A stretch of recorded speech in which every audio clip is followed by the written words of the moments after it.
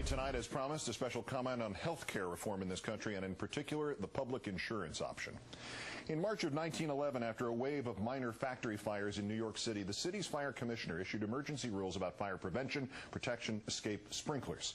The city's Manufacturers Association in turn called an emergency meeting to attack the fire commissioner and his interference with commerce. The new rules were delayed.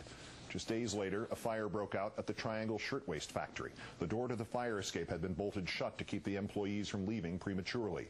150 of those employees died, many by jumping from the 7th floor windows to avoid the flames. Firefighters setting up their ladders literally had to dodge the falling, often burning bodies of women. This was the spirit of the American corporation then. It is the spirit of the American corporation now. It is what the corporation will do when it is left alone for a week. You know the drill. We all know the drill. You get something done at a doctor's, at a dentist's, at an emergency room, and the bills are in your hands before the pain medication wears off. And if you're one of the lucky ones and you have insurance, you submit the endless paperwork, and no matter whether it is insurance through your company or your union or your nonprofit or on your own dime, you then get your turn at the roulette wheel. How much of it is the insurance company going to pay this time? How much of it is the insurance company about which you have had next to no choice and against which you have virtually no appeal? How much is this giant corporation going to give you back? What small percentage of what they told you they were going to pay you will they actually pay you? You know the answer, and you know the answer if you don't have insurance. But do you know why that's the answer? Because the insurance industry owns the Republican Party.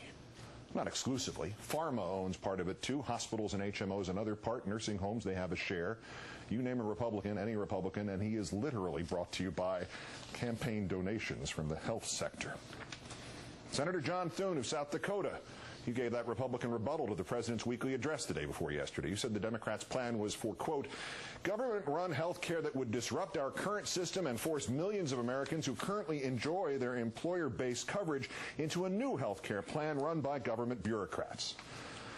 That's a bald-faced lie, Senator, and you're a bald-faced liar, whose bald face happens to be covered by your own health care plan run by government bureaucrats. Nobody would be forced into anything, and the public insurance option is no more a disruption than is letting the government sell you water and not just Poland Spring and Sparklets. But as corrupt hypocrites go, Senator, at least you're well paid. What was that one statement worth to you in contributions from the health sector, Senator Thune? $5,000? $10,000? We know what you are, sir. We're arguing about the price. What about your other quote? We can accomplish health care reform while keeping patients and their doctors in charge, not bureaucrats and politicians. Wow, Senator, this illustrates how desperate you and the other Republicans are, right? Because, Senator Thune, if you really think bureaucrats and politicians need to get out of the way of patients and their doctors, then you support, obviously, a woman patient's right to get an abortion. And you supported Michael Schiavo's right to take his wife off life support, and you oppose bureaucrats and politicians getting in the way, and we'll just mark you down on the pro-choice list. That's a rare misstep for you, Senator Thune. No $12,000 payoff for that statement. I'm not being hyperbolic, am I, Senator, about the money? Senator Thune has thus far received from the health sector campaign contributions, and all these numbers tonight are from the Center for Responsive Politics. Campaign contributions amounting to $1,206,176. So much for Senator Thune. How about Congresswoman Ginny Brown-Waite? Good evening, ma'am. You are the Florida representative who claimed on the floor that Democrats had, quote, released a health care bill which essentially said to America's seniors, drop dead. Now, those are strong and terrorizing words. That's exactly what your insurance and medical overlords wanted to hear. But are you truly worth every dollar of the $369,255 of them you have received over the years from the health sector? I'd read the rest of the operative part of your great speech myself, but your rendition actually cannot be matched. Listen up, America. Seniors have special needs. This bill ignores the needs of Florida's healthcare system. We should be fixing what is broke, not decimating the care of our senior population. You can always tell, can't you, Congresswoman, when the hostage is reading her own ransom note and when she is reading one written for her. So much for Congresswoman Brown-Waite. There's so many other Republicans bought and sold, like that unfortunate congresswoman there by the health sector. Minority Leader McConnell of the Senate, You're worth $3.1 million to the health sector, $1.5 million just for last year's election, and I'm supposed to think you aren't a sellout, a liar, a paid spokesman, a shill, a carnival barker? So much for Senator McConnell. Congressman Joe Barton of Oklahoma, 2,660,000 congressmen? That is 10 times what Senator Robert Byrd has accepted from the health sector. Congressman, what a guy. So much for Congressman Barton. Senator McCain, $1.6 million to serve the hospitals and serve the drug companies and serve the nursing homes and not to serve the retirement communities of Arizona or the cancer survivors or the veterans. So much for Senator McCain. I could go on all night here and never exaggerate in the slightest. PBS pointed out that the health and insurance industries are spending more than $1,400,000 a day just to destroy the public option, the truly nonprofit, wieldy, round up and not round down government from helping you pay your medical bills with about a billionth of the recklessness with which it is still paying Halliburton and its spin-offs to kill your kids. And much of this money is going to and through Republicans. But that's the real point tonight. Not all of it is going through Republicans. Because the evil truth is the insurance industry, along with the hospitals, HMOs, pharma, nursing homes, it owns Democrats too. Not the whole party. Candidate Barack Obama got more than $18 million from the health sector just last year, and you can bet somebody in the health trust, somebody responsible for buying influence, they got fired over what Obama has done. No, the Democrats are not wholly owned. Hundreds of Democrats have taken campaign money from the health sector without handing over their souls as receipts. But conveniently, the ones who are owned have made themselves easy to spot in a crowd. They've called themselves Blue Dogs, and they are out there, hand in hand with the Republicans, who they are happy to condemn day and night on everything else, throatily singing Kumbaya with the men and women who were bought and sold to defend this con game of an American healthcare system against the slightest encroachment.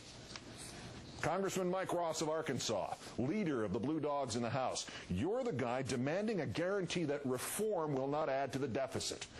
I'm guessing you just forgot to demand that about, say, Iraq. You're a Democrat, you say, Congressman. You saw what Sandy Barham said? Sandy Barham is 62 years old. She's got a bad heart. She's hoping her valves will hold together for 3 more years until Medicaid kicks in because she can't afford insurance. Not just for herself, mind you, for her employees, too. She needs the public option. So do those 6 people who work at that restaurant of hers, Congressman Ross. And why should you give a crap? Because Sandy Barham's restaurant is the Broadway Railroad Cafe, and it is at 123 West 1st Street North in Prescott, Arkansas. Prescott, Arkansas, Congressman Ross. Your hometown. You are Sandy Barham's congressman. Hers, sir, not Blue Crosses and Blue Shields, even if they do insure 75% of the state and they own you. The top donor so far to Congressman Ross's bid for re-election next year, the Blue Dog PAC, $10,000.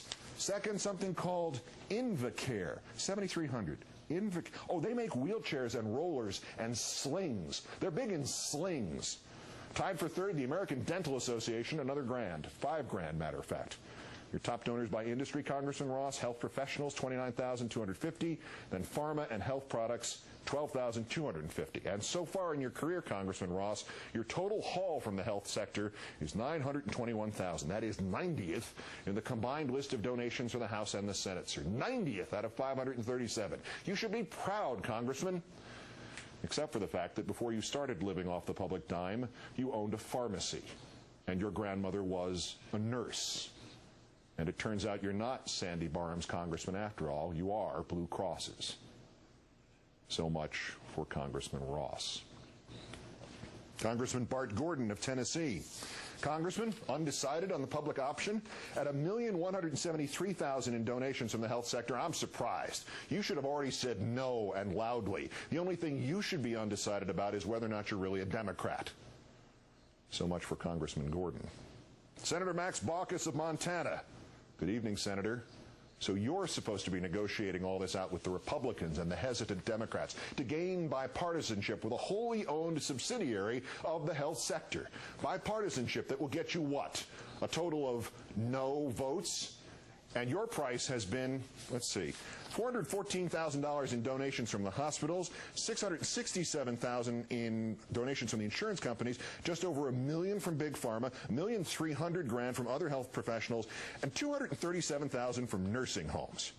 When you think of getting $237,000 in campaign contributions from nursing homes, Senator Baucus, do you ever think about whether they subtract that amount of money evenly from all the patients suffering and dying and the lousy ones, or just from a few of the lousy ones? So much for Senator Baucus. Sadly, this list could go on almost all night, too. I could ask Blue Dog Congressman Democrat John Tanner of Tennessee if, since he has gotten $215 grand from hospitals over the years, if I and the appropriate number of my friends were willing to make it $216 grand, if we could buy his vote, or would there still have to be an auction? We could bring up Senator Hagan and Congressman Pomeroy, who at $628,000 appears to represent the insurance industry and not North Dakota. I could bring up Senator Carper and Senator Blanche Lincoln. And Senator Lincoln, by the way, considering how you're obstructing health care reform, how do you feel every time you actually see Senator Kennedy? We could bring up all the other Democrats doing their master's bidding in the House or the Senate, all the others who will get an extra 1,000 from somebody if they just postpone the vote another year, another month, another week. Because right now, without the competition of a government-funded insurance company, in 1 hour, the healthcare industries can make so much money that they would kill you for that extra hour of profit. I could call them all out by name, but I think you get the point. We do not need to call the Democrats holding this up blue dogs. That one word, dogs, is perfectly sufficient. But let me speak to them collectively anyway. I warn you all. You were not elected to create a Democratic majority. You were elected to restore this country. You were not elected to serve the corporations and the trusts who the government has enabled for these last 8 years. You were elected to serve the people. And if you fail to pass or support this legislation, the full wrath of the progressive and the moderate movements in this country will come down on your heads. Explain yourselves not to me, but to them. They elected you, and in the blink of an eye, they will replace you. If you will behave as if you are Republicans, as if you are the prostitutes of our system, you will be judged as such, and you will lose not merely our respect, you will lose your jobs. Every poll, every analysis, every vote, every region of this country supports health care reform and the essential great leveling agent of a government-funded alternative to the unchecked duopoly of profiteering private insurance corporations. Cross us all at your peril, because, Congressman Ross, you are not the representative from Blue Cross. And Mr. Baucus, you are not the senator from Sharing Plow Global Healthcare, even if they have already given you 76 grand towards your reelection. And Ms. Lincoln, you are not the senator from DeVita Dialysis, because, ladies and gentlemen, President Lincoln did not promise that this nation shall have a new death of freedom and that government of the corporation, by the corporation, for the corporation, shall not perish from this earth. Good night and good luck.